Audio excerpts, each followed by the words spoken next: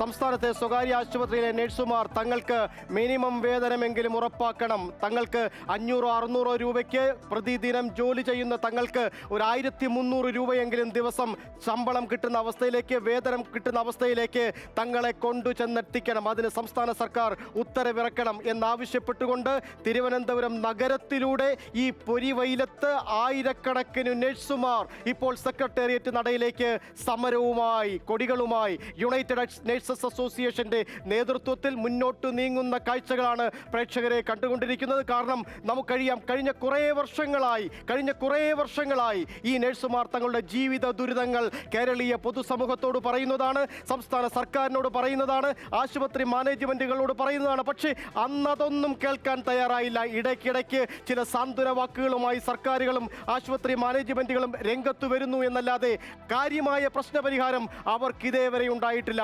അതുകൊണ്ടുകൂടി തന്നെയാണ് ഈ പൊരിവെയിലത്തിറങ്ങി തിരുവനന്തപുരത്ത് സെക്രട്ടേറിയറ്റ് നടയിലേക്ക് അവരിപ്പോൾ പ്ലക്കാർഡുകളും പിടിച്ചുകൊണ്ട് വലിയ ജീവിത സമരം നടത്തുന്നത്. ആ ദൃശ്യങ്ങളിലൂടെയാണ് നാം പോയിക്കൊണ്ടിരിക്കുന്നത്. ജെയ്സൺ മണിയങ്ങാട് ചേരുന്നു തിരുവനന്തപുരത്ത് നിന്ന്. ജെയ്സൺ, സമരം എവിടം വരെ എത്തി ഇപ്പോൾ?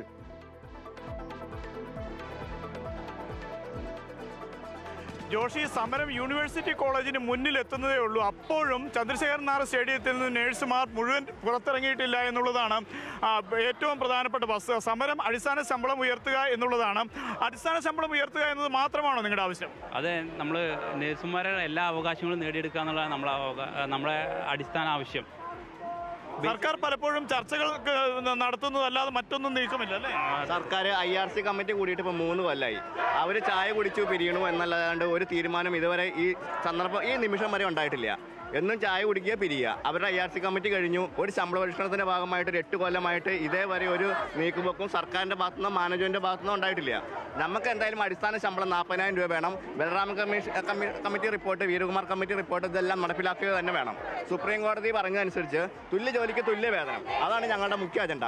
40,000 രൂപയെങ്കിലും അടിസ്ഥാന ശമ്പളം ഇല്ലാണ്ട് ഞങ്ങൾ സെക്രട്ടേറിയറ്റ് വിട്ടു പോകാൻ ഉദ്ദേശിക്കുന്നില്ല.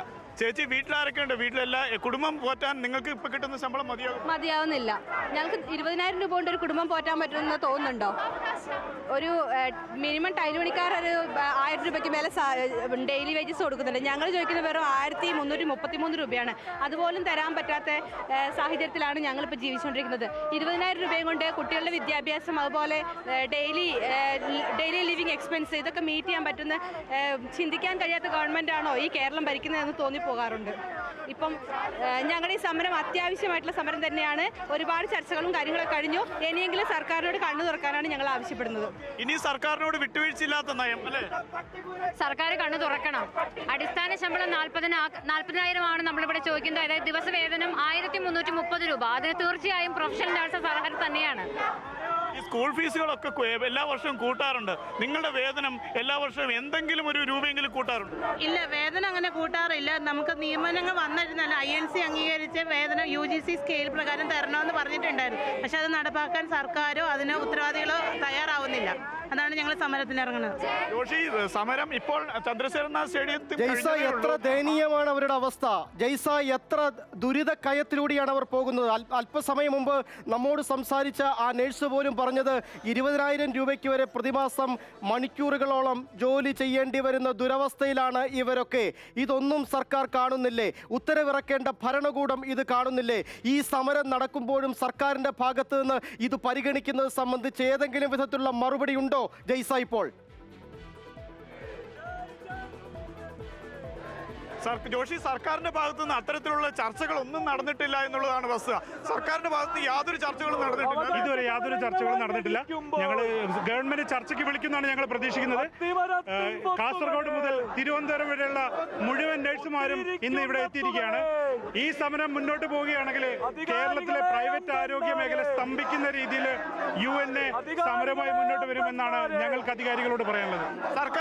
നിങ്ങൾ സമരം പ്രഖ്യാപിക്കുമ്പോൾ സർക്കാരിൽ നിന്നും ഒരു ചർച്ചയ്ക്ക് പിന്തുണയ്ക്കുക. സാധാരണയായി അങ്ങനെ സംഭവിക്കാറുള്ളത്, അങ്ങനെ നിങ്ങൾ പ്രതീക്ഷിച്ചു അല്ലേ? ഞങ്ങൾ 7 വർഷമായിട്ട് നഴ്സുമാർക്ക് ശമ്പള പരിഷ്കരണം നടപ്പിലാക്കിയിട്ടില്ല. ഇതിനെ തുടർന്ന് നിരവധി ചർച്ചകൾ, നിരവധി സംവിധാനങ്ങൾ, IRC കമ്മിറ്റി ഉണ്ട്. UNAയുടെ ഒരു പ്രതിനിധിയെ ഉൾപ്പെടുത്താൻ പോലും സർക്കാർ തയ്യാറായിട്ടില്ല. ഈ സർക്കാർ ഈ സമരത്തെ അടിച്ചമർത്താനാണ് തീരുമാനമെങ്കിൽ ശക്തമായിട്ട് ഈ സമരം മുന്നോട്ട് നയിക്കാൻ തന്നെയാണ് UNAയുടെ തീരുമാനം. ഉത്തരവിറങ്ങുന്നത് വരെ തിരുവനന്തപുരത്തെ ഈ സംഘടനയുടെ പ്രവർത്തകരെ തമ്പടിക്കാൻ തന്നെയാണ് നമ്മുടെ തീരുമാനം. പ്രിയപ്പെട്ട പ്രേക്ഷകരെ, ഈ സമരം നിങ്ങളൊന്ന് കാണണം. പ്രിയപ്പെട്ട പ്രേക്ഷകരെ, ഇവരുടെ ശബ്ദം നിങ്ങളൊന്ന് കേൾക്കണം. പ്രിയപ്പെട്ട പ്രേക്ഷകരെ, അവരുടെ പ്ലക്കാർഡുകളിൽ എഴുതിയിരിക്കുന്നത് നിങ്ങളൊന്ന് വായിച്ചു നോക്കണം. കാരണം എത്രയോ വർഷമായി കേരളത്തിലെ നഴ്സുമാർ അനുഭവിക്കുന്ന ജീവിത ദുരിതമാണ് ഇത്. എത്രയോ വർഷമായി കേരളത്തിലെ പാവപ്പെട്ട നഴ്സുമാർ തങ്ങൾക്ക് മിനിമം വേജസ് എങ്കിലും കിട്ടണം എന്നാവശ്യപ്പെട്ടുകൊണ്ട് നടത്തുന്ന സമരമാണ് ഇത്. പക്ഷേ അതിനോട് സർക്കാരും ആശുപത്രി മാനേജ്മെന്റുകളും കണ്ണടയ്ക്കുന്ന ഒരു സാഹചര്യത്തിലാണ് നീതിക്കായി ഒന്നിക്കാം, പിന്തുണയ്ക്കാം എന്ന് പറഞ്ഞുകൊണ്ട് ഈ നഴ്സുമാർ ഒറ്റക്കെട്ടായി ഇപ്പോൾ തിരുവനന്തപുരത്ത് തെരുവിലൂടെ ഇപ്പോൾ ഈ പൊരുവയിലത്ത് സെക്രട്ടേറിയറ്റ് നടയിലേക്ക് ഈ സമരവുമായി രംഗത്തെത്തിയിരിക്കുന്നത്.